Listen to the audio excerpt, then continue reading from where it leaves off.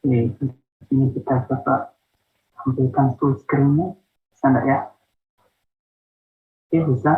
Oh, kok malah kecil ya?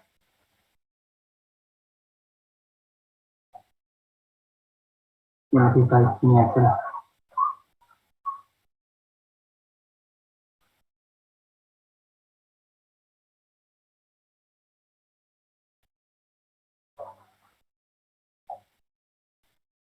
Baik, saudara sudah bisa lihat tampilan screen di sini? Sudah, Pak. Ya, Pak. Baik. Recording in progress. Jadi contoh kasusnya sederhana saja di sini.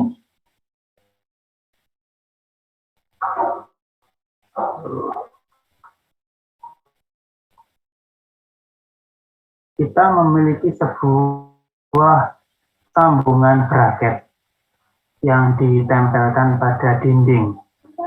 Tentunya konstruksi baja ya ini, konstruksi baja. Bracketnya diikat dengan 4 buah rivet, diberi nomor di sini. 4 buah rivet itu. 1 sampai 4. Jaraknya sudah ditentukan. Kemudian beban eksternalnya yang diberikan diketahui. Dan di sini terlihat kalau beban ini line of action-nya, garis kerja gayanya itu tidak melintasi titik sambungan, pusat sambungan.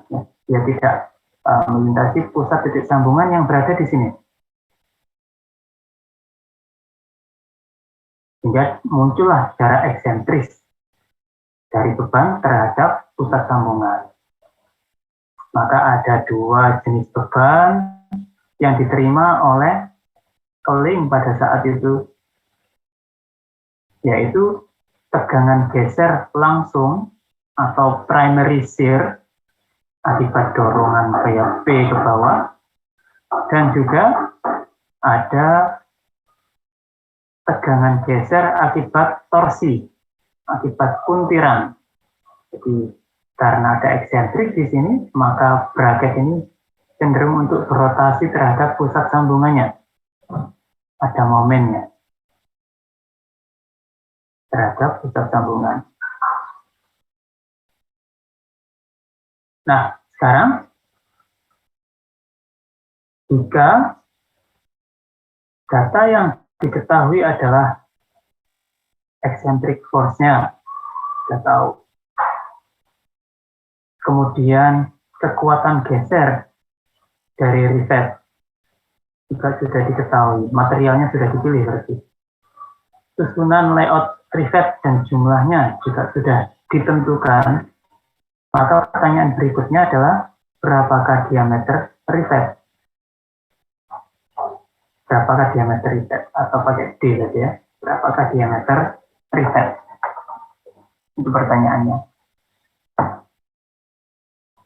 Yang pertama, di sini kita mengasumsikan plat atau bracket ini tidak pernah robek. Jadi ketebalannya cukup, materialnya kuat, sehingga dia tidak mengalami robekan di sini, maupun di ujung sini, ataupun dari arah yang lain, dari ujung yang lain.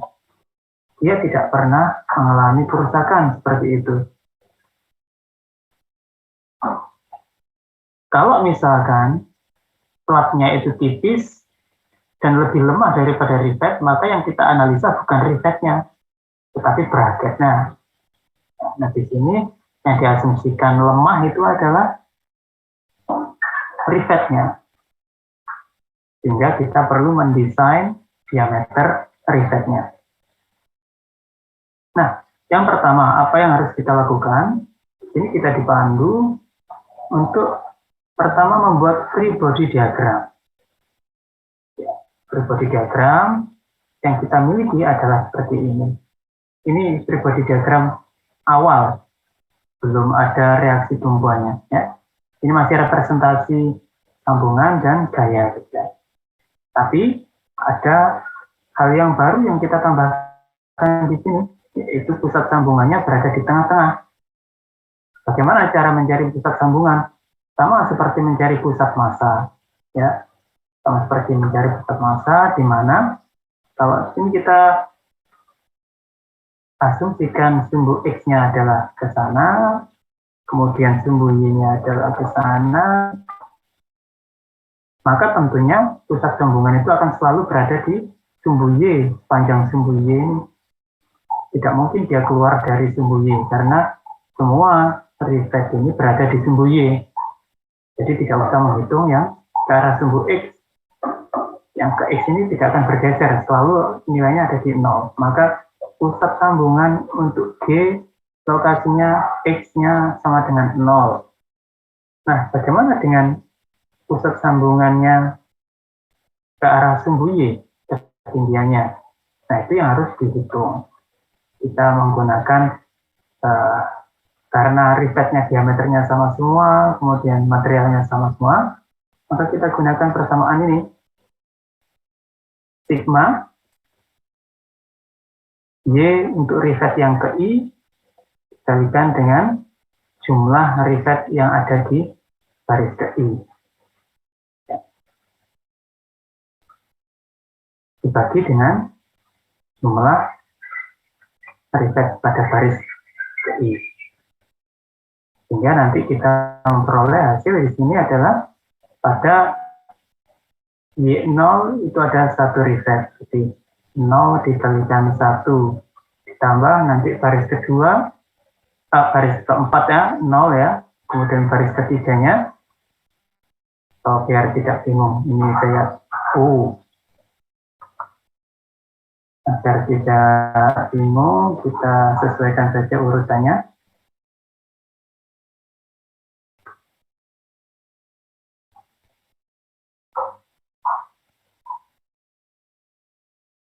Y1 dimulai dari sini, Y1 jaraknya 100, 200, 300.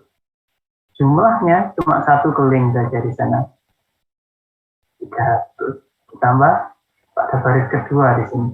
Dihitung dari acuan nolnya di sini, baris kedua ini jumlah kelingnya cuma 1, jaraknya 200. Tambah yang ketiga, dan seterusnya. Ditambahkan jumlah keling secara keseluruhan, 1 tambah 1 tambah 1 tambah 1. Sehingga nanti ketemu YG-nya adalah di 150 terhadap acuan nolnya di sini.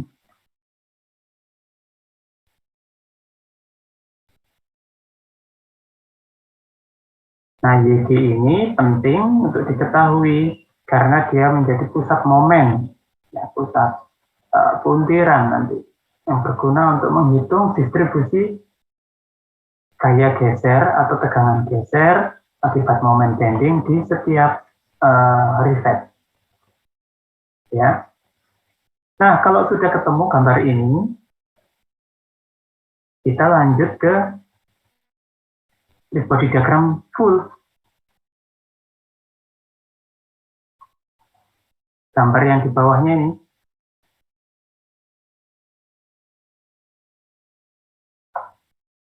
Nah, di sini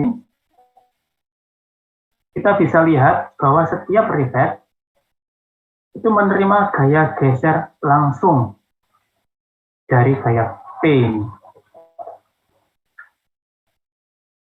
Gaya eksternal diberikan pada plat, ya, kemudian rivet itu akan menopangnya. Rivet itu akan menopangnya sehingga arahnya ke atas. Karena gaya P-nya diberikan ke bawah. Agar saling menghilangkan, gitu ya. Karena gaya P-nya ini ke bawah, gaya P-nya, maka dirawan oleh gaya dukung atau reaction support untuk tiap rivet. Besarnya bagaimana? Di sini dianggap distribusinya merata, ya, direct shear-nya atau primary shear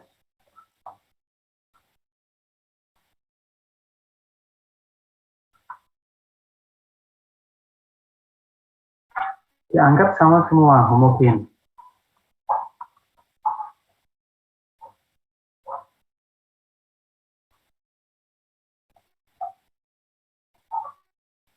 dibagi 4. Nah, selain gaya geser akibat beban P ini, juga ada gaya geser akibat torsi pinggirannya, di mana ketika beban eksentrik itu diaplikasikan, dia cenderung memutar braket ini searah jarum jam. Karena faktanya dia statik, diam, maka berarti ada gaya yang digunakan oleh rivet untuk menahan putaran tersebut. Dan ini distribusinya linear.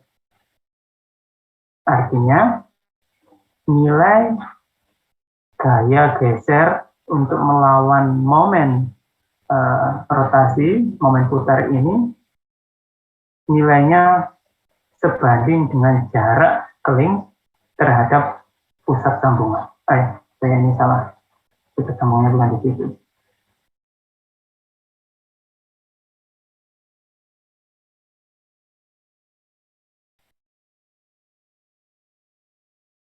Dari pusat sambungan. Nah, seperti ini. Arahnya kemana? Arahnya sedemikian hingga dia melawan arah putaran akibat momen eksentrik ini tadi. Hingga arahnya ke arah kiri yang bagian atas.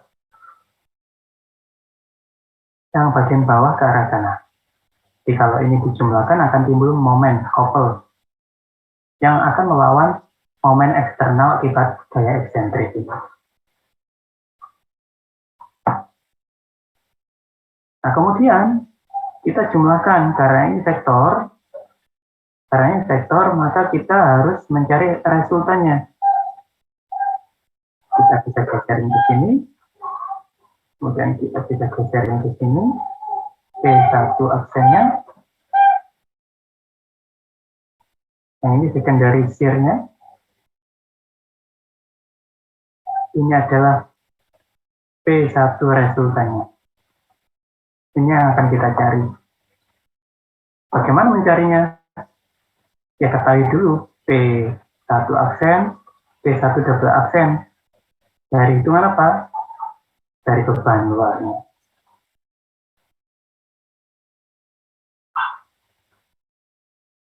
Nah, kemudian resultannya bagaimana resultannya ini? Ya tinggal kalikan saja, ini kan sudah ada, pakai rumus Pythagoras saja sudah bisa ya. Pakai rumus Pythagoras, maka P1 adalah akar dari P1 akibat direct shear dan akibat momen puntir. Maka akan ketemu resultan di masing-masing keling.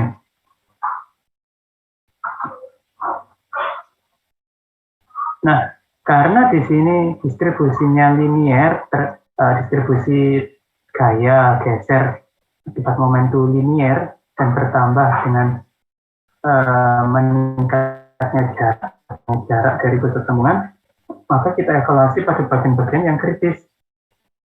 Ada 2 titik kritis di sini, ada P1 dan ada P4. Yang keduanya berbeda pada arah tegangannya. Kalau P1 resultannya dia cenderung untuk mendorong rivet itu ke sana. Resultan ini. Dan P4 kebalikannya.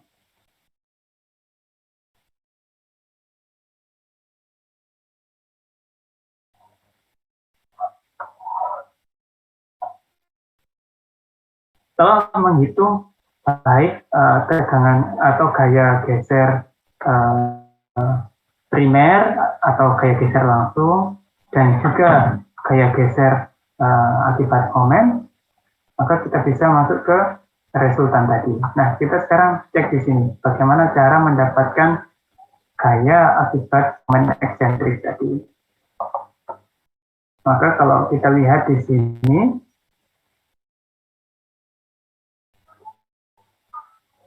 mohon maaf. Kalau kita lihat di sini, kita punya 2 kandidat yang bermasalah, yaitu rivet 1 dan rivet 4 kalau dilihat dari resultan gayanya tadi, gambar free body diagramnya. Maka kita ambillah ini salah satu, misalkan yang untuk rivet nomor 1. Maka kita bisa mencari berapakah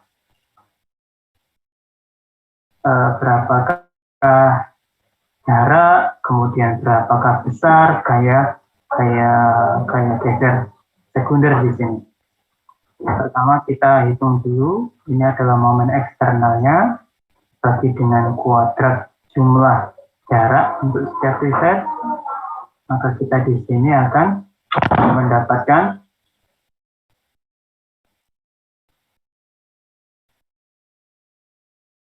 sebuah nilai di sini.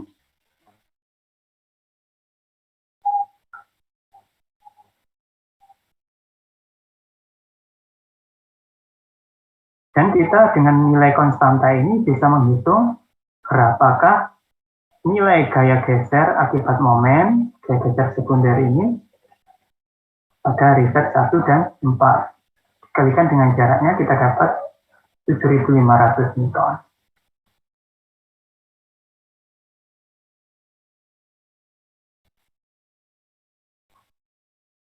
Sedangkan di P2 dan P3 lebih kecil karena dia lebih dekat ke pusat sambungan, jadi dia lebih aman terhadap beban geser sekunder. Besarnya hanya 2.500 Newton saja di sini.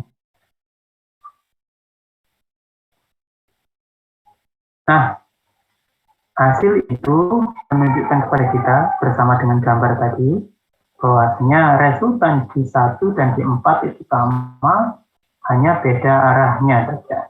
Jadi boleh dipilih salah satu untuk dikerjakan. Nah, sekarang menentukan diameter risetnya bagaimana? Menentukan diameter risetnya adalah kita evaluasi di sini tegangan apa saja yang bekerja pada riset. Karena kita mengasumsikan kelasnya kuat, maka pada riset yang terjadi adalah tegangan geser. Kalau tegangan geser yang dihitung, maka di mana kita harus menghitungnya? Di 1 atau di 4. Persamaannya bagaimana? Ya cari total beban gabungan, baik dari primary maupun secondary shear, bagi dengan luas penampang setiap riset.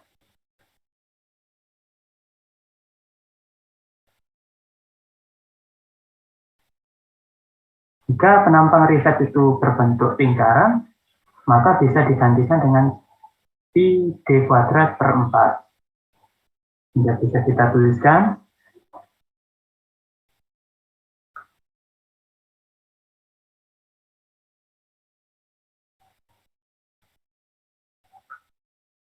Seperti ini. Dan ini kita bandingkan. Tegangan geser ini kita bandingkan dengan kekuatan geser dari materialnya. Tidak boleh lebih besar ya, dari kekuatan material riset. Jika tidak, maka akan patah risetnya, terpotong akibat tegangan geser.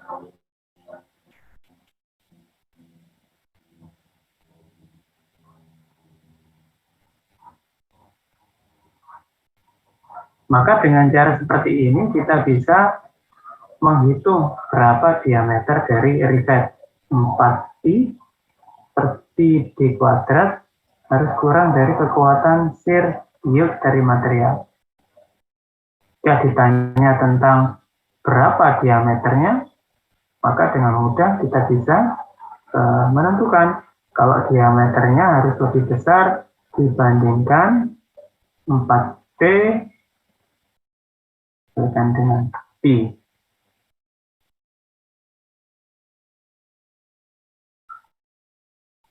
Maka di sini diperoleh hasil sebesar 15 mm. Nah, dari contoh ini apakah ada yang ditanyakan?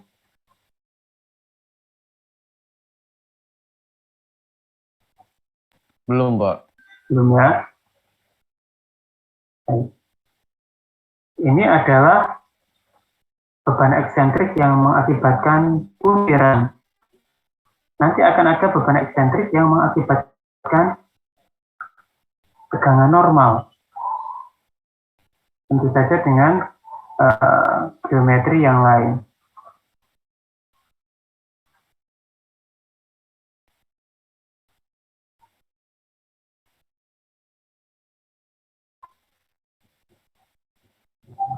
Tapi di sini tidak diberikan ya, tidak diberikan contohnya. Saya gambarkan saja. Contoh yang lain, jika beban eksentriknya itu diberikan dengan cara seperti ini,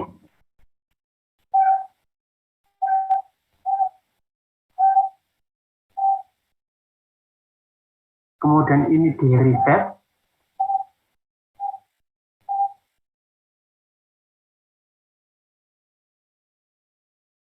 ini juga di reset, kemudian diberikan beban di sini, maka akan ada jarak eksentrik yang menimbulkan momen, tetapi ini momennya bukan momen rotasi, bukan momen untuk memutar seperti tadi, tapi momen untuk membending, momen bending, yang mengakibatkan tegangan tarik pada rivet di bagian atas, dan sedangkan di sini plat dengan platnya mengalami kompresi.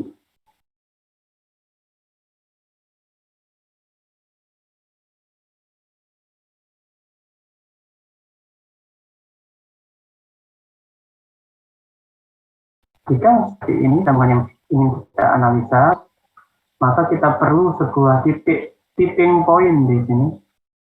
Apa yang dimaksud dengan tipping point? Ini adalah titik acuan benda ini untuk berotasi. Karena dia diberikan daya P ke bawah, yang line of action-nya tidak berada di pusat sambungan di sini, maka dia menimbulkan momen. Keberadaan P ini sendiri sejauh E ini sudah menimbulkan momen. Nah, momen terhadap titik apa? Terhadap tipping point. Sehingga nanti akan ada analisa gaya yang jadi seperti ini.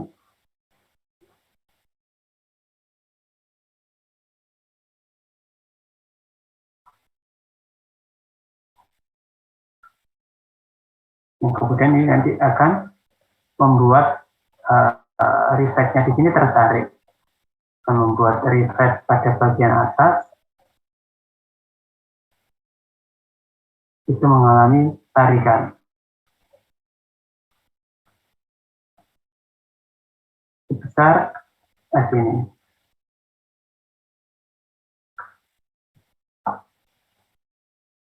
Ya. Nah, berarti pada tegangan rivet di sini yang penting adalah kekuatan tarik dari rivetnya. Maka bisa digunakan menggunakan maksimum normal stress teori untuk rivetnya, karena dia mengalami beban berupa bending. Tapi ingat, selain beban berupa bending di sini juga ada beban geser yang harus ditopang oleh setiap area rivet, hingga gabungan antara beban geser akibat P gaya eksternal dengan beban geser yang ada di video. Maaf, saya sudah hilang konsentrasi ini. Saya tadi ngomong sampai mana ini?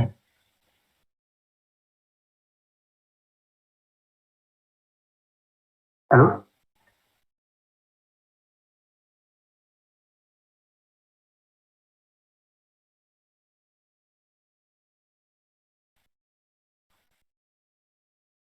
Apakah saudara masih bersama saya? Saya sempat hilang konsentrasi tadi, saya ngomongnya mungkin salah. Saya ulangi, di sini P itu akan mengakibatkan beban geser langsung pada tubuh rivet, kemudian momen bending di sini akan menimbulkan tegangan tarik, beban tarik pada tubuh rivet. Sehingga kalau diambil elemen di sini, dia memiliki dua komponen. Ada beban tarik Ft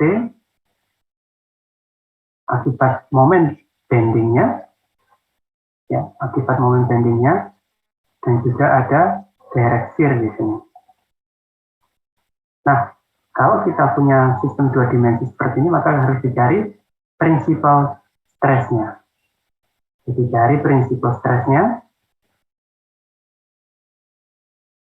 Nah, ya, cari prinsipal stresnya untuk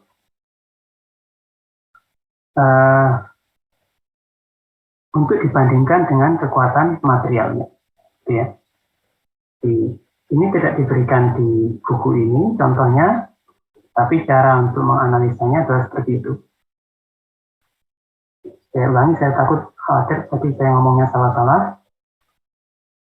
Kalau kita aplikasikan beban eksentrik dengan susunan seperti ini, maka akan ada tipping point tempat dia berotasi.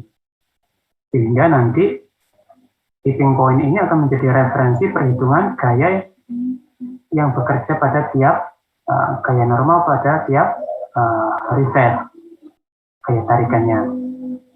Jadi pakai rumus kesebangunan ini distribusinya ditarik dari tipping point sampai ke reset yang paling jauh. Maka reset yang ada di antaranya ini bebannya mengikuti kesebangunan segitiga ini. Dan itu bisa dihitung, ya, dihitung. Kemudian berarti di sini ada tegangan tarik yang bekerja pada penampang reset. Sigma tension sama dengan besarnya F tension tadi dibagi dengan penampangnya reset. Kemudian berikutnya gaya geser ini juga mengibatkan geseran langsung di sini, mengakibatkan geseran langsung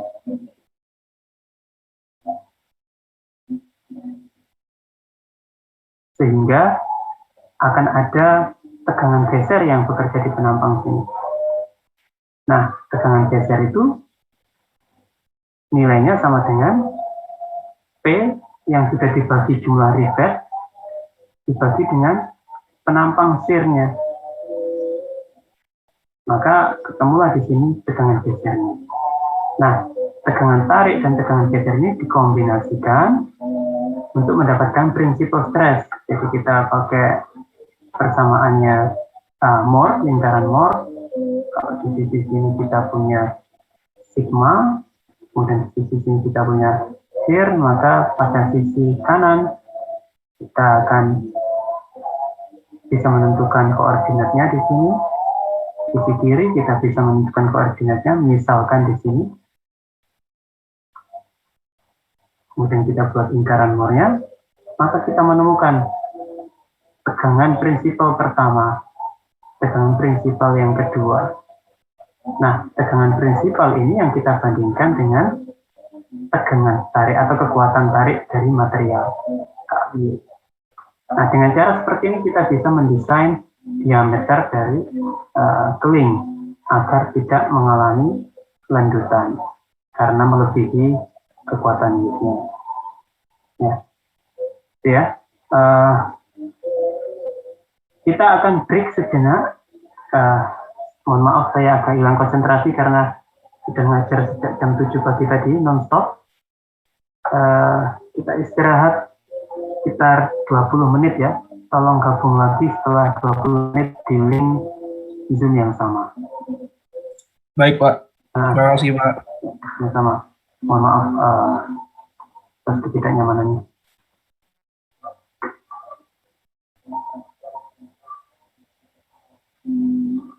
Recording in progress. Contoh soal tentang sambungan eksentrik pada keling, maka topik bahasan untuk keling sudah selesai. Untuk beban statik ya, untuk beban dinamik, maka ada pembahasan lebih lanjut. Nah, sekarang kita beralih ke sambungan jenis las, masih sambungan permanen. Sambungan las, ini sudah umum kita ketahui. Las ini efektif untuk menggabungkan material-material logam dan material-material yang tipis strukturnya, ya, geometrinya tipis. Contohnya adalah pada rangka kendaraan, seperti ini, atau pada sudut-sudut turbin, atau pada konstruksi bangunan. Banyak sekali aplikasinya. Mulai dari plat tebal maupun plat tipis bisa disambungkan dengan las. Memang ada keterbatasan untuk plat yang tipis sekali, misalkan 0,1 mili, 0,2 mili, maka las ini sulit jika tidak dilakukan dengan teknik khusus, maka akan cenderung membuat lubang. Maka diperlukan metode sambungan yang lain, misalkan adhesi, untuk menggantikan las. Ya. Tapi tetap saja las adalah sambungan permanen yang efektif untuk menggabungkan material logam, apalagi yang mempunyai ketebalan terbatas. Ya, plat tipis. Ini adalah metode yang paling umum kita temukan dan paling sering digunakan. Nah, dari sekian jenis sambungan las itu ada beberapa kelompok yang nanti akan berpengaruh pada analisa kekuatannya. Yang pertama, butt joint, jika sisi tebalnya ini bertemu. Corner joint jika dia dihubungkan menyiku seperti ini. Ya, sisi-sisi ketebalannya tidak berhadapan langsung dengan sisi tebal yang lainnya, seperti yang ditunjukkan oleh gambar ini. Kita sebut corner joint karena biasanya digunakan ketika ini platnya pada sisi yang berbelok, pada sisi lekuan. Kemudian ada T-joint. Nah, T-joint ini untuk partisi bisa, untuk stiffener bisa. Jadi kalau plat utuh begini itu lebih gampang untuk terdeformasi. Kita tambahkan stiffener di sini untuk lebih kaku. Kemudian ada lap joint, sama seperti sambungan rivet. Ya, ada lap joint. Kemudian ada sambungan menyudut, edge joint. Ini adalah beberapa kelompok sambungan las yang bisa kita temukan aplikasinya di lapangan. Ini sekedar mengulang introduksi bagaimana proses welding itu dilakukan. Ada beberapa teknik welding. Di sini kita akan meluluhkan elektroda yang akan menimpa base metal. Jadi yang mau disambungkannya adalah base metal. Kemudian yang digunakan untuk menyambung adalah elektrodanya. Kemudian karena sambungan las itu menggunakan temperatur tinggi, maka terjadi oksidasi, rentan terjadi oksidasi pada permukaan bekas pengelasannya. Sehingga ditambahkanlah coating di sini yang dia akan terbakar, kemudian berubah menjadi asap. Asapnya itu akan menutupi oksigen untuk masuk ke dalam metal, bereaksi dengan metal. Nah, ini untuk menghindari oksidasi. Kita sebut ini coating yang menghasilkan silikon gas. Kemudian ada serbuk dari coating ini yang akan menutup permukaan wet metal. Jadi gasnya menutupi oksigen biar tidak masuk. Kemudian serbuknya di sini, serbuk elektrodanya dia akan menutup permukaan metal. Hingga ada bekas becak-becak putih gitu ya, seperti tepung. Itu untuk melindungi dari korosi. Ini adalah contoh pengelasan konvensional yang sering kita temukan. Sedangkan untuk teknik pengelasan yang lain dengan mesin, kita bisa melihat banyak contoh. Ya, ini pengelasan otomatis dengan cara yang sama. Kemudian di sini ada teknik yang lain untuk elektrodanya diganti, jadi tidak jadi satu kesatuan, tapi di sini kita sendirikan seperti kabel gitu ya, seperti kabel. Tapi prinsipnya semuanya sama. Saya skip saja ini karena tidak berkaitan langsung dengan analisa kekuatannya, tetapi sekedar menunjukkan prosesnya. Nah, kita langsung lanjut ke sini.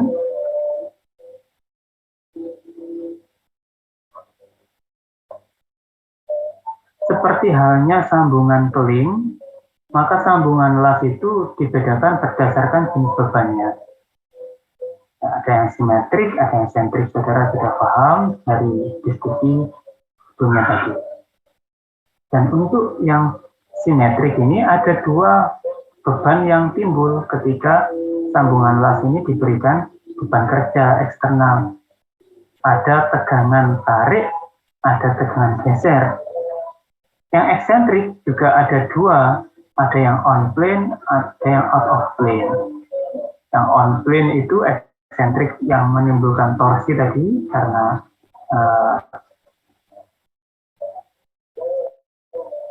yang dilas dengan lasnya itu berada di dalam satu bidang dan juga bebannya. Nah, ini namanya on plane, jadi ada di satu bidang yang sama, bidang kertas ini, ya. Maka di sini nanti akan timbul tegangan geser langsung dan juga tegangan geser akibat puntiran. Sedangkan yang out of plane, kalau kita ngelas bracket, penampang lasnya ada di sini. Kalau dilihat dari sisi samping, lasnya ada di bagian ini.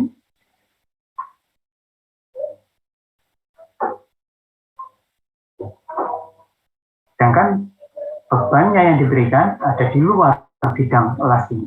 Maka disebut sebagai out of plane.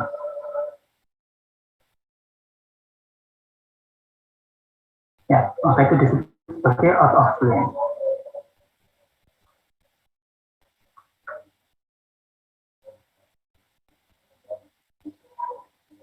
Ini adalah contoh-contoh untuk masing-masing jenis pembebanan yang terjadi pada sambungan las. Ya. Kalau sambungan material ini kita sebut tension karena bagian yang di las ini dia seperti ditarik ke arah beban. Dengan geser ya arah bebannya berganti, dia akan memotong bagian yang di las ini. Jangan untuk on plane, out of plane sama seperti yang saya jelaskan tadi.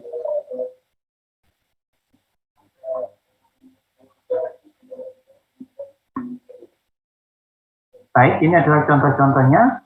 Nah, berikutnya adalah mengenal tentang kodifikasi untuk elektroda. Jadi di sini AWS, Asosiasi untuk Pengelasan Amerika, tetapi diadopsi secara internasional, itu memberikan kode untuk menamakan elektroda yang digunakan pada pengelasan. Angka pertama ini adalah diameter elektrodanya.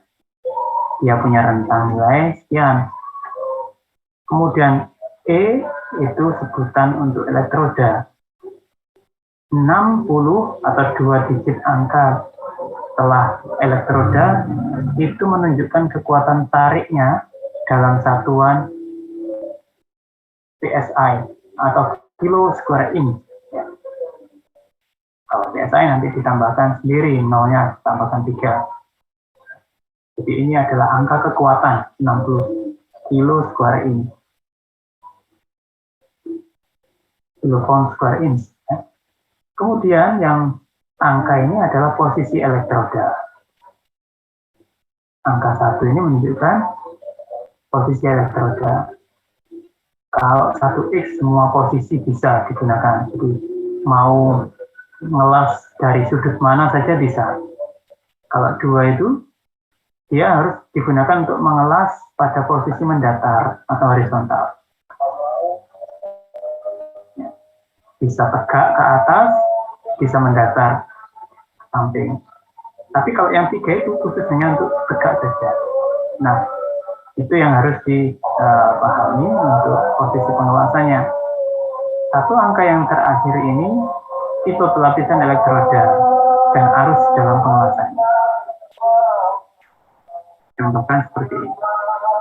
Nah, yang menjadi interest kita untuk kodifikasi elektroda ini adalah 2 digit angka setelah huruf. Jadi ini tolong diingat-ingat, yang pentingnya. Sedangkan yang lain itu hanya untuk keperluan manufacturing. Tapi untuk desain, analisa kekuatan, dua angka ini yang paling penting.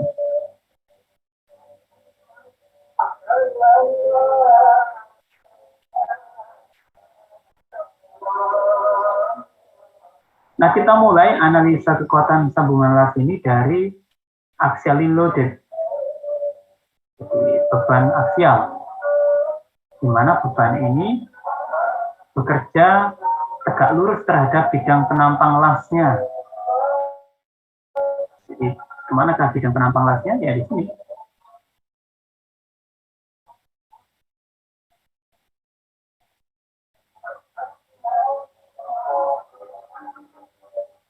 Maka di bagian inilah penampang lasnya. Dan ini tegak lurus dengan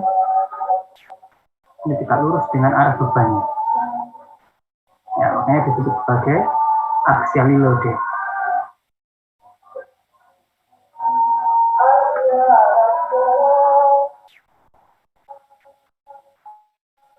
Sedangkan untuk yang geser, kalau ini tadi normal ya, normal, ini geser, penampang sambungannya juga tetap sama. Penampang sambungannya ya bagian ini, lebar dari sambungan lasnya dikalikan dengan tebal lasnya, maka ini adalah permukaan sambungan yang digeser oleh beban. Nah, untuk evaluasi kekuatannya kita punya beberapa persamaan di sini. Kalau untuk tegangan normal, maka untuk tegangan normal akibat beban P ini diperoleh dari beban P dibagi dengan luas penampang tariknya.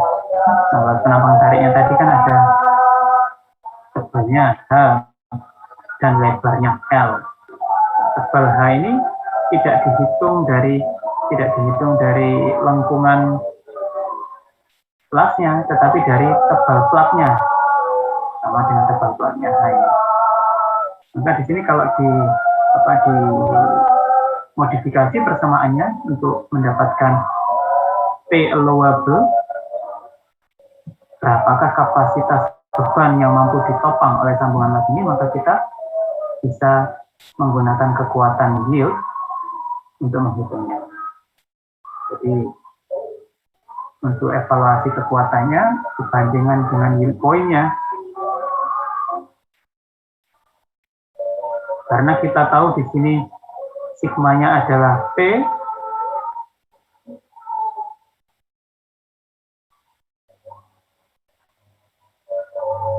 karena kita tahu di sini sigma normal, tegangan normalnya adalah P per HL, maka kita bisa substitusikan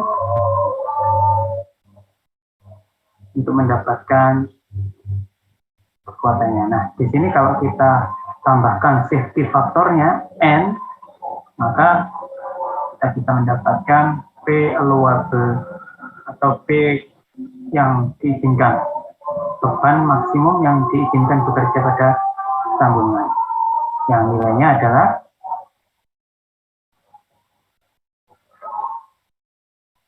seperti saudara lihat di persamaan ini. Demikian pun untuk tegangan geser. Nah, yang membedakan apa? Tidak ada, yang membedakan hanyalah arahnya saja. Nah, kemudian bagaimana kita mendapatkan data yield point dari setiap material? Kita punya handbook. Itu adalah sumber informasi yang bisa digunakan untuk mencari berapakah tegangan yield point-nya. Nah, kalau untuk tegangan geser yang dipakai adalah shear yield point-nya. Nah, jika tidak diketahui berapakah shear yield point-nya, maka bisa didekati dengan persamaan ini. Untuk material aluminium alloy, dia 0,55 dari yield point. Kalau untuk baja 0,5, atau kalau untuk world steel sebagai kasar 0,58. Material yang lainnya diasumsikan 0,67 dari yield point-nya. Nah, ini adalah estimasi untuk memudahkan perhitungan kita.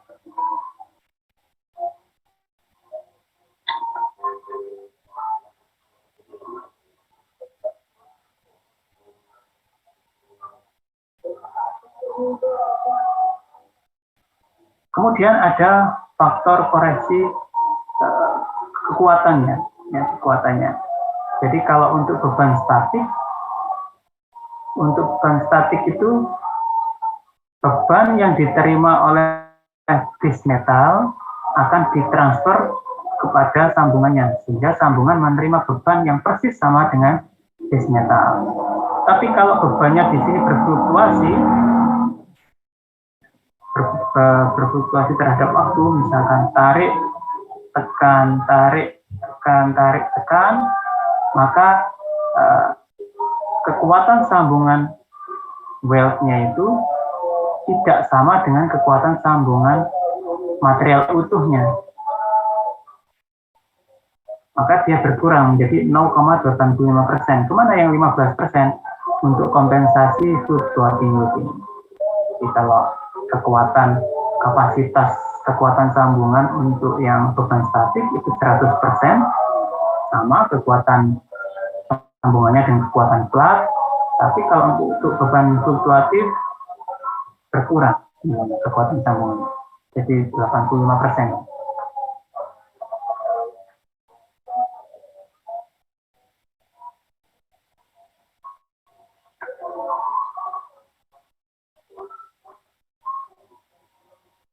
Nah, untuk yang analisa symmetrically loaded dalam bentuk geser, ya, kita lihat di sini. Untuk kasus A, kita punya sambungan siku tegak sepertinya T-joint, tetapi bebannya beban geser. Nah, pertama yang harus dievaluasi adalah manakah penampang gesernya. Maka penampang gesernya adalah luasan ini.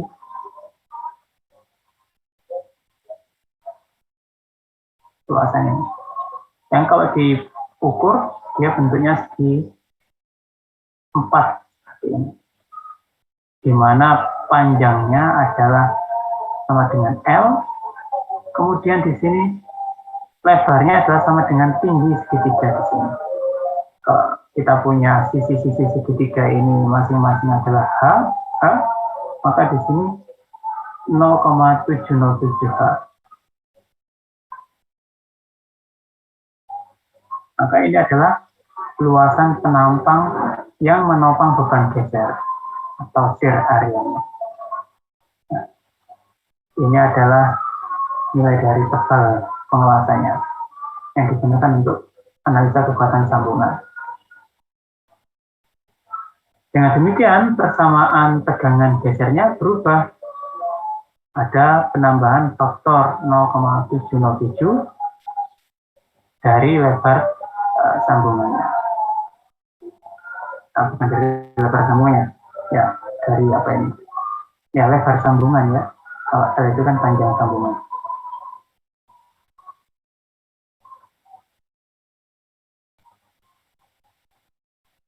Kemudian untuk kasus B, di mana di sini juga masih ada tegangan geser akibat gaya longitudinal P, dan tegangan geser itu bekerja di selebar sambungan ini.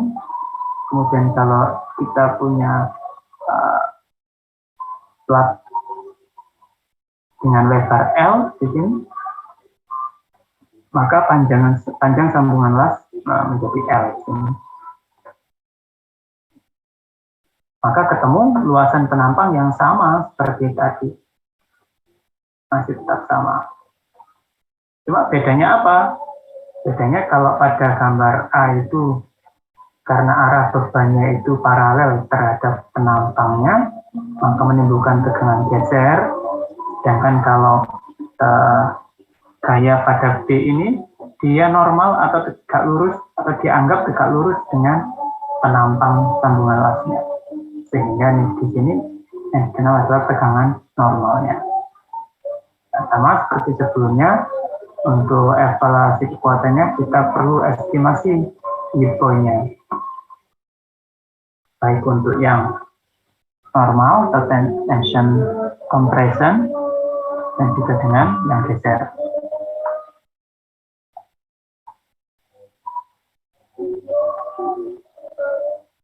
Untuk beban eksentrik loaded,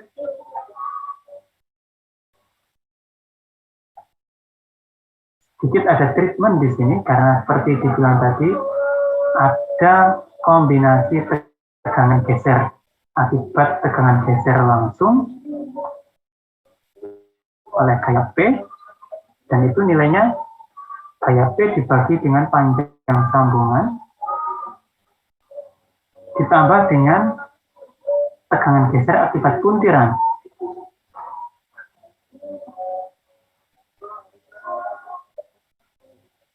Jadi kalau di titik A ini ada dua, ada P per L, kemudian ada di sini beban torsi, beban tambahan ya akibat puntiran torsinya yang akan kita cari. Nah, ini bisa dihitung menggunakan persamaan sama seperti persamaan torsional bar ya, torsional bar.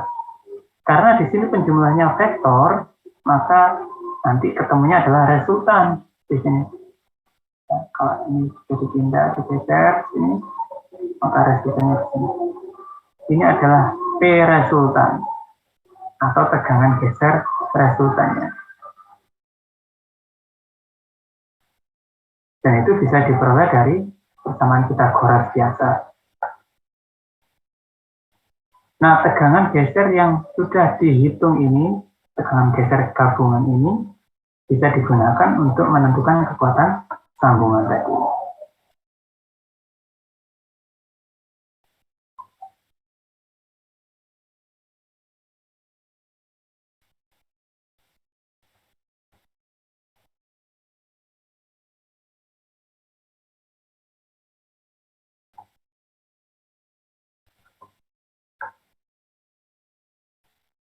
Nah, untuk contoh kasus ini, kita memiliki beban P bekerja pada jarak eksentrik E, dia bekerja pada on plane, terhadap pengelasannya di sini ada L1 dan L2. Maka ditanya di sini di manakah titik yang mengalami tegangan paling besar, terkonsentrasi di manakah tegangannya. Maka yang perlu kita cari tahu adalah lokasi center of joint-nya. Center of joint-nya, karena center of joint ini akan dianggap sebagai pusat rotasi untuk menghitung momen kuntirannya. Jadi misalkan ketemu titik center of gravity-nya di sini, D, maka misalnya kita evaluasi titik B.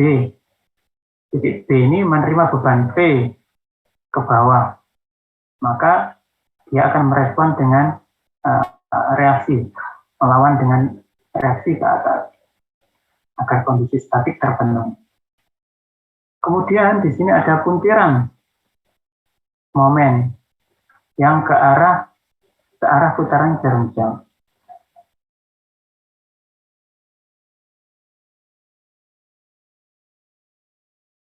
Maka kemudian di sini nanti akan ada reaksi momen. Akan ada reaksi momen pada titik B. Demikian juga untuk titik A. Dia akan melawan gaya dari luar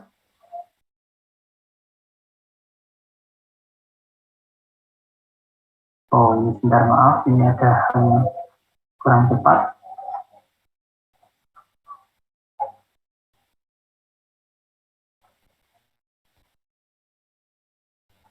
Jadi di sini adalah gaya P yang sudah dipindahkan, dan ini adalah momen akibat pemindahan gaya dari titik D ke pusat sambungan. Nah, sekarang kita bisa menghitung berapakah tegangan geser akibat gaya P ini. Jadi ini kurang tepat ini. ini mestinya ke bawah ya. Kalau di sini ke bawah, ini mestinya ke bawah juga karena ini aksi semuanya. Ini mestinya ke bawah ini. P per A. Oh, oke, di sini sudah negatif ya. Jadi memang dibalik. Kemudian di sini juga ada P per A. Ya, ini ada P per A.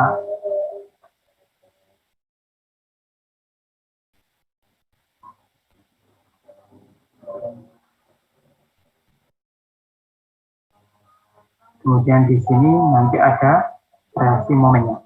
Ya, jadi kita lihat di contoh soal saja ya. Ini agak membingungkan powerpoint-nya di sini.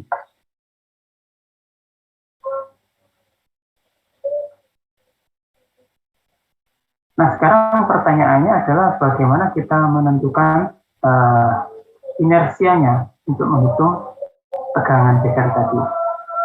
Untuk menghitung tegangan geser tadi.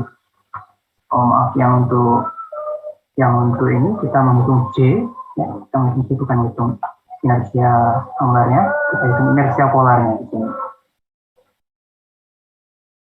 Sedangkan untuk sambungan yang out of plane itu jenis tegangannya berbeda. Jadi kita lihat di sini bukan momen puntir yang dihasilkan, tetapi yang dihasilkan adalah momen bending. Jadi untuk sisi las ini dia menerima dua tegangan. Yang satu tegangan geser langsung, arahnya searah dengan arah pembebanannya. Kemudian ada momen bending di sini, hingga di sini nanti ada tegangan tarik tekan, ya. Nah, kalau aksi semua, ya, kalau aksi semua. Nah, di sini ada dua jenis tegangan. Yang itu harus dijumlahkan secara vektor, maka akan ada reaksinya, ada resultannya nanti, ada resultannya di sini. Nah, untuk melakukan itu kita akan menggunakan persamaan ini, tegangan geser akibat primary shear akibat P dan tegangan geser akibat momen bending. Tegangan geser akibat momen bending. Kemudian dijumlahkan tegangan gesernya. I-nya bisa dihitung dengan memecah-mecah bagian sambungan ini menjadi bagian-bagian sederhana, jadi dipotong di sini. Kita punya 1, 2, 3, 4 benda yang sederhana, kemudian kita bisa hitung masing-masing IX-nya, I terhadap sumbu X-nya. Maka akan diperoleh I gabungan. Dan I gabungan ini akan menentukan berapa tegangan geser akibat momen bending. Kalau sudah ketemu tegangan geser totalnya, kita bandingkan dengan kekuatan materialnya untuk menentukan berapakah panjang pengelasan. Apa cukup atau tidak panjang pengelasan yang disediakan untuk menopang beban. Ya. Jadi itu adalah cara kita menganalisa kekuatan sambungan pada las. Nah, agar tidak selalu menghitung nilai dari I dan J, maka di sini sudah diberikan beberapa tabel untuk perhitungan, memudahkan perhitungan. Baik inersia polar maupun inersia terhadap satu sumbu tertentu. Ya. Nah, contoh soalnya nanti kira-kira akan seperti ini. Contoh soalnya akan kira-kira seperti ini. Kalau kita punya tegangan, punya beban kerja P, dia bekerja pada bracket yang ditempelkan pada visual lasnya di sini.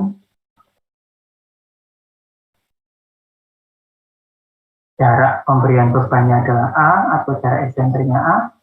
Kemudian kita diminta untuk menentukan lebar pengelasannya, lebar, tinggi, dan ketebalan pengelasannya. Jika diketahui Robertis plug dan elektrodanya, kemampuan menopang bebannya adalah 5.000 pound per inch.